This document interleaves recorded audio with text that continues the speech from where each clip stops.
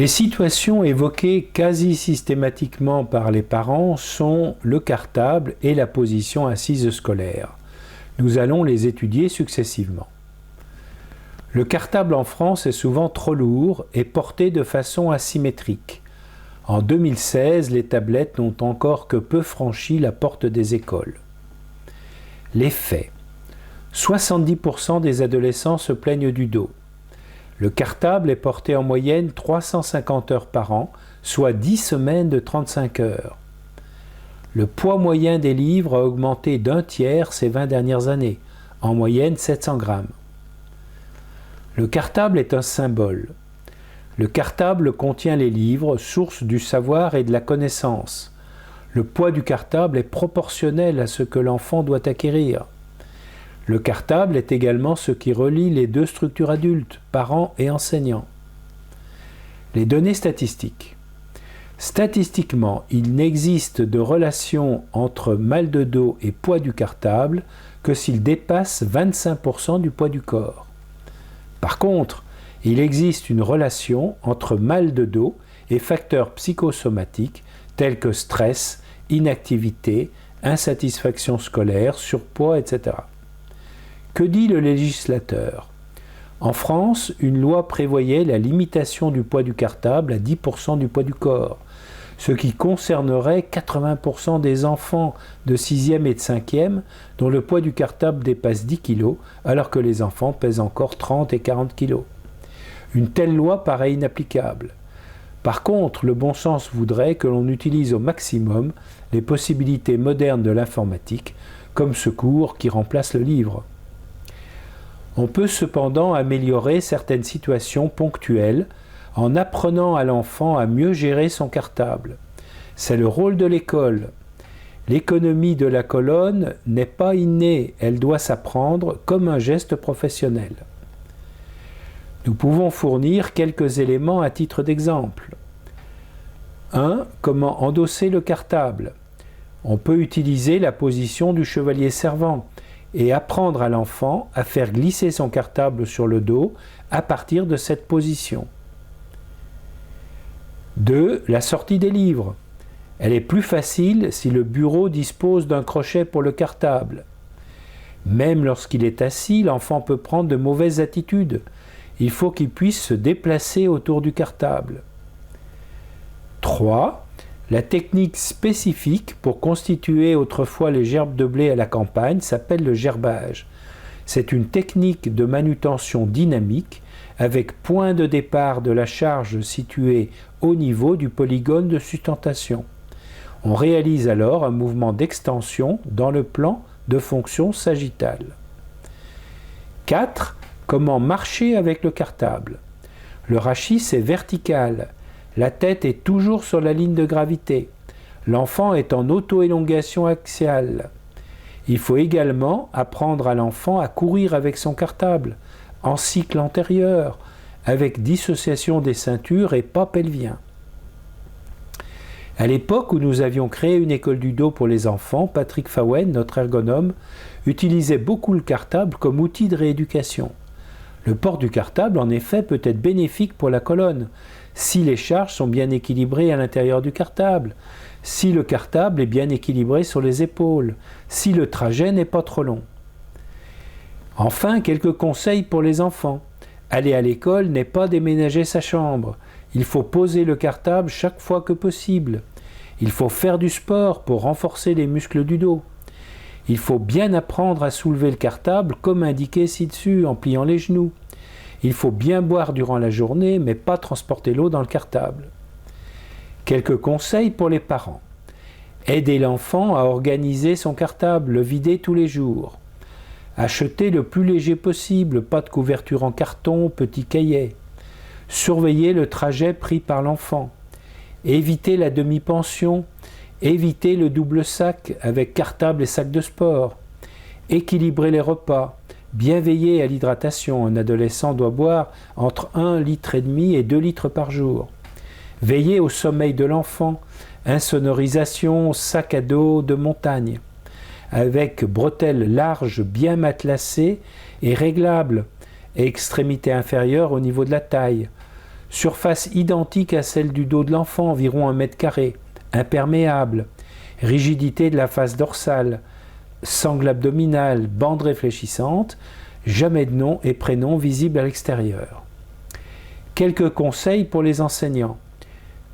Disposer de casiers, instructions claires sur les livres à transporter, fontaine d'eau, pas de livres d'exercice, utilisation de feuilles volantes, site internet avec le maximum de documents online, privilégier les livres sur papier opaque 50 grammes par mètre carré. La contre-indication restante reste le poids du cartable qui ne doit pas dépasser 25% du poids du corps de l'enfant. Lorsqu'il existe une déviation de la colonne, scoliose, kyphose, spondylolisthésis, le médecin prescrira le double jeu de livres à la maison et à l'école lorsque cela est possible. Il faut consulter un médecin en cas de douleur dorsale persistante. Il faut éliminer alors une pathologie rachidienne ou générale. Il sera possible d'adapter la position assise en fonction du morphotype de l'enfant. C'est le module que nous allons maintenant envisager. L'écriture française de gauche à droite favorise la scoliose lombaire gauche et thoracique droite, ce qui est le cas le plus fréquent. La position assise scolaire ne peut pas être la même pour tous les enfants. Depuis 30 ans, nous donnons les indications de la position assise en fonction du morphotype et des paramètres lombopelviens que nous avons vus précédemment. Il faut bien rappeler que la position assise sur une chaise n'est pas une position naturelle pour l'Homo sapiens. Et au Moyen Âge, la recopie des livres s'effectuait souvent en position debout. Le développement de l'informatique au début du 3e millénaire rend la position assise devant un écran de plus en plus fréquente. Il faut donc bien veiller à adapter au mieux cette position assise. Le premier temps est la détermination de la hauteur de l'assise en fonction de la longueur des membres inférieurs. Lorsque l'assise est trop haute, les pieds ne touchent pas le sol, ce qui augmente les contraintes sur le genou.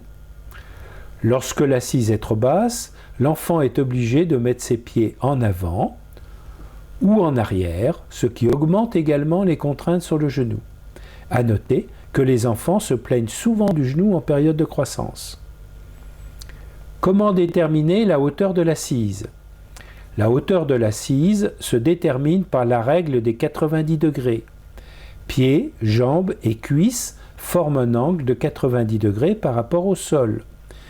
L'ischion est bien en arrière de l'assise et le tronc quasi vertical. Une fois déterminée la hauteur de l'assise, on s'occupe de la hauteur du plan de travail. Bras et avant-bras reposant sur le plan de travail doivent également former un angle de 90 degrés. L'inclinaison du plan de travail existait à l'époque des encriers. Malheureusement, les stylos à billes qui les ont remplacés fonctionnaient mal sur un plan incliné.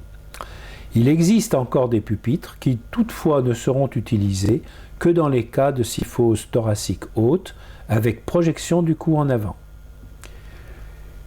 Il faudra alors apprendre à l'enfant la position assise d'écriture, pied derrière la chaise, flexion des cuisses vers le sol, ischion en avant de l'assise, les ovenchondrocostaux touchent le rebord antérieur du plan de travail, les avant-bras reposent sur le plan de travail. La deuxième position d'écriture sera alternée avec la position d'écoute. Pied en avant de l'assise ou sur le repose-pied antérieur du bureau, ischion en arrière, le dos est appuyé sur le dossier. Il faudra alors régler l'inclinaison de l'assise en fonction du morphotype. Lorsqu'il existe une forte incidence lombopelvienne, on peut incliner l'assise vers l'arrière pour compenser. Au contraire, lorsque l'incidence est faible, on utilise une assise inclinée vers l'avant avec souvent un contre-appui au niveau du genou. C'est le siège assis à genoux. La tenue du stylo est également très importante et doit être acquise dès l'école primaire. La pince bidigitale, point fermé, n'est pas l'idéal comme le prouve la posture de cet enfant. Lorsque la pince tridigitale est utilisée, l'attitude s'améliore. Les deux attitudes peuvent être comparées, ici de face et ici de profil. Le tricycle est plus stable que le vélo. Le traitement orthopédique conservateur lyonnais, comme dans la scoliose, comporte un temps de déformation plastique avec allongement définitif des structures musculo-ligamentaires. Il est de 1 à 2 mois pour la kyphose. Il était réalisé par un plâtre. Actuellement, les techniques informatiques permettent dans la majorité des cas la réalisation d'emblée du corset définitif, mais ce corset sera porté comme un plâtre en total time 24 heures sur 24. On autorise juste 10 minutes d'ablation pour la douche. La principale indication concerne les kyphoses de l'adolescent. Il nécessite une structure d'hôpital de jour. La technique en cadre d'Abbott est très proche de celle des scolioses. Le patient est recouvert de 2 jerseys, un feutre protège la crête iliaque, la traction mentonnière et pelvienne est identique. On place une grande bande de toilette transversale sous l'apex de la kyphose avec protection par un feutre. On corrige progressivement la kyphose de telle sorte que l'apex soit au niveau des barres horizontales du cadre. On réglera la lordose en modifiant la flexion des membres inférieurs. La position horizontale correspond au maximum de lordose. Le passage des bandes est identique à celui de la scoliose. Premièrement, 3 bandes de 20 cm. Deuxièmement, 4 attelles de 30 cm. Troisièmement, 3 bandes circulaires de 20 cm pour solidariser les attelles. Dans ce cas, on veut réduire la lordose par la flexion fémorale. Durant la confection du plâtre, on rapproche les 2 extrémités de la bande transversale, ce qui va compléter la correction de la kyphose. Les finitions seront toujours soignées avec une grande fenêtre thoracique antérieure et une fenêtre postérieure au niveau de la lordose. Le plâtre en position debout sera davantage réservé aux adultes. Après le temps de déformation plastique, on réalise le corset habituellement rigide. Mais dans certains cas, on peut utiliser des orthèses souples sans plâtre préalable, ce sont les redresses dos. La forme la plus élaborée de redresse dos est le DLM 76.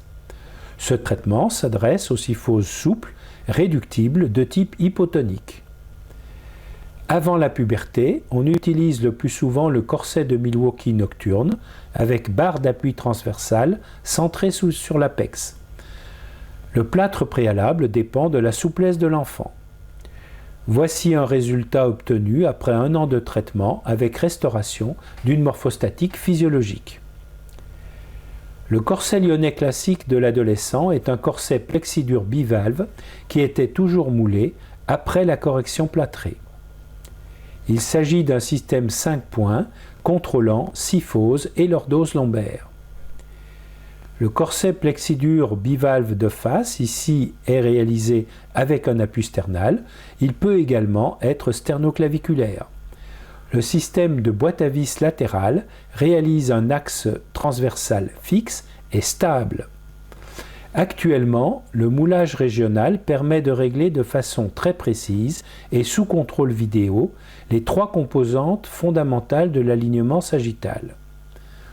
Le positionnement est facilité par les données du sagittalomètre pour les 3 moulages successifs.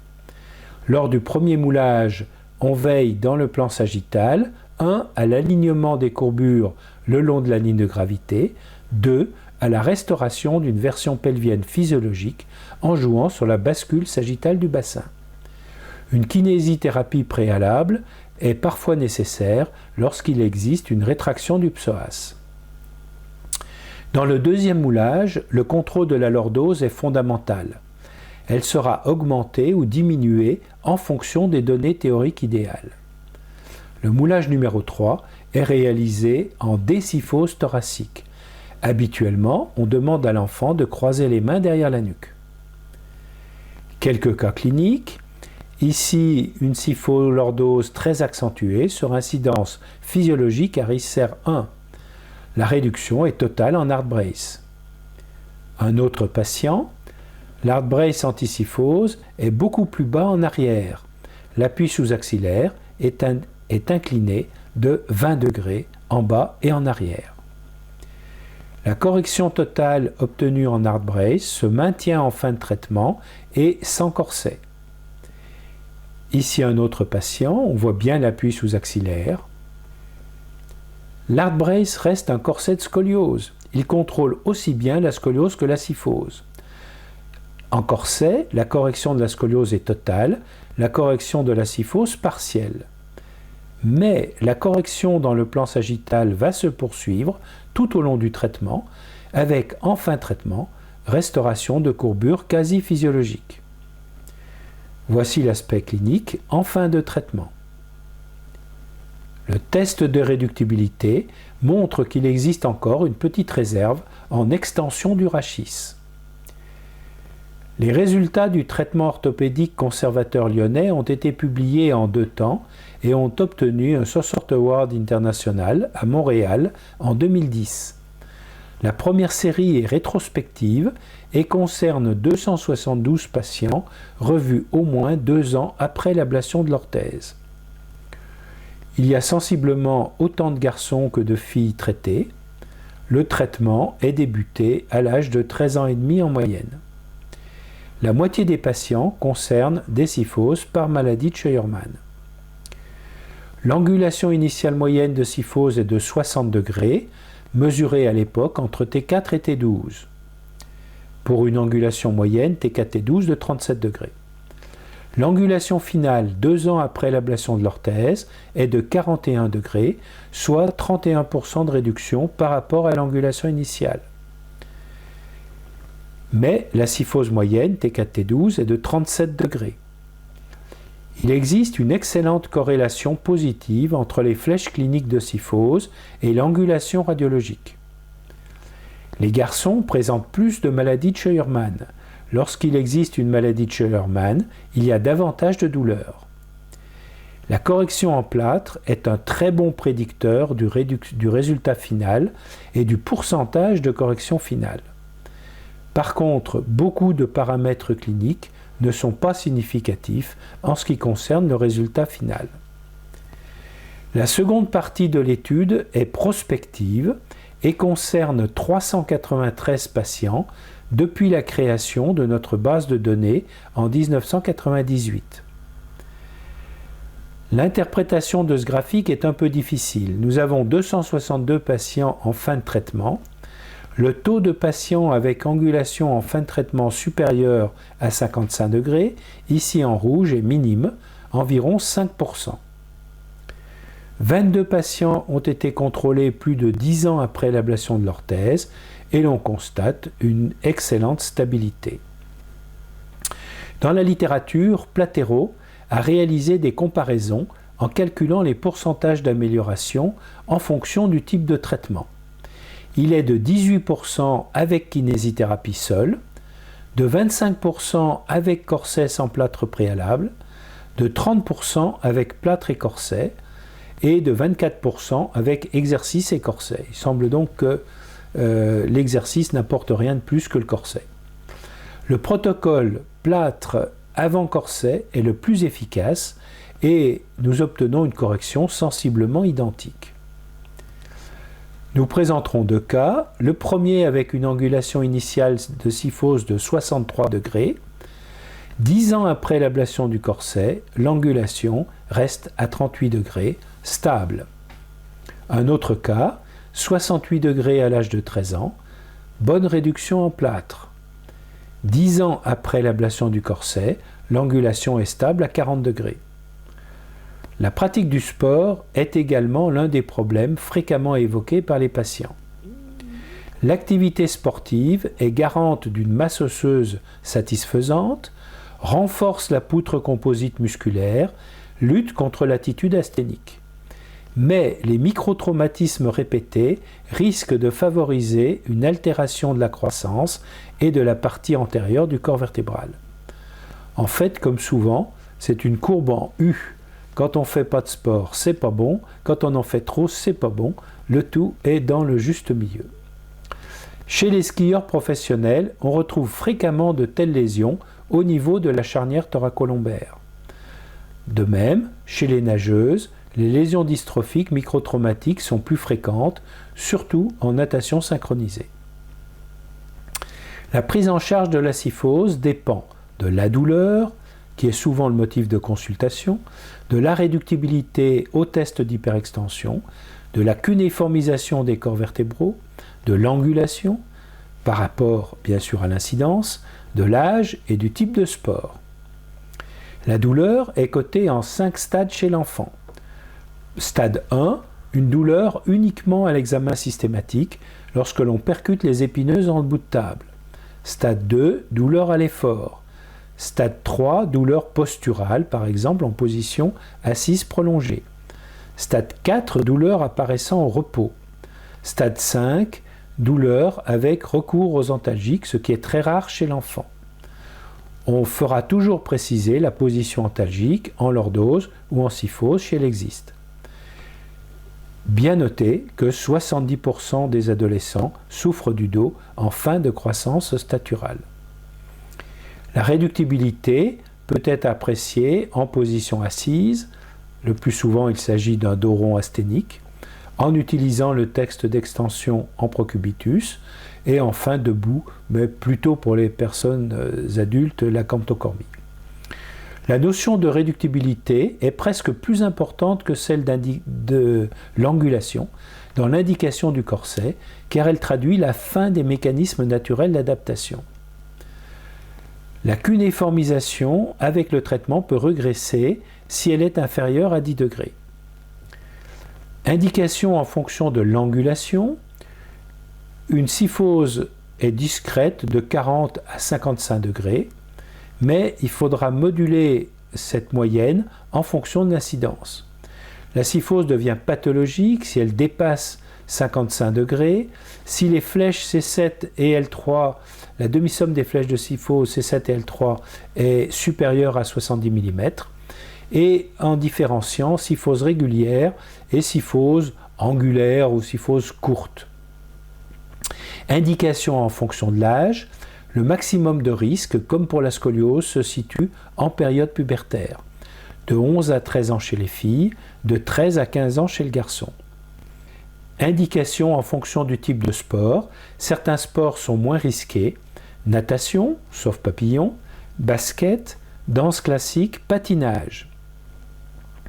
Il existe des sports à risque, tels que le cyclisme, cyclotourisme, l'équitation, la gymnastique, le foot, le hand.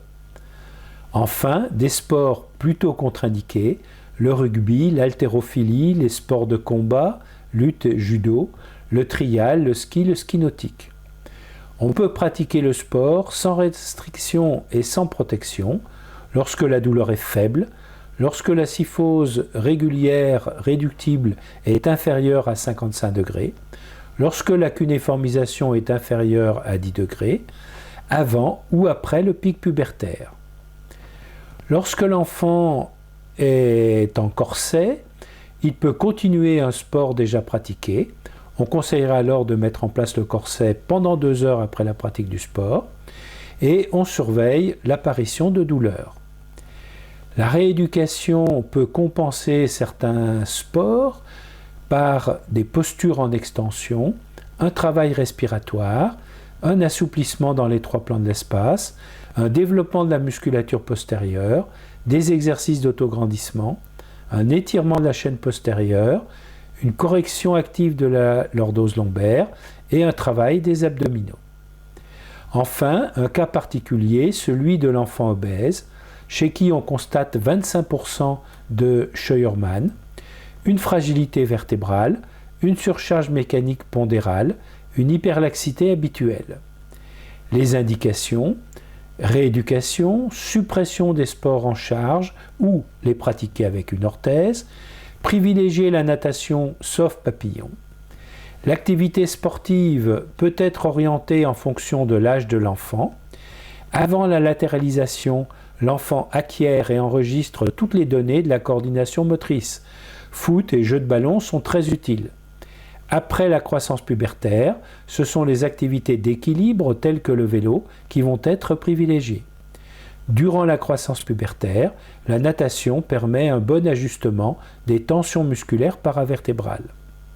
Enfin, Jogging et course à impact axial vont favoriser la fixation de l'ion calcium Ca++ grâce à la transformation de l'énergie mécanique de l'impact du talon sur le sol en courant piézoélectrique le long du rachis.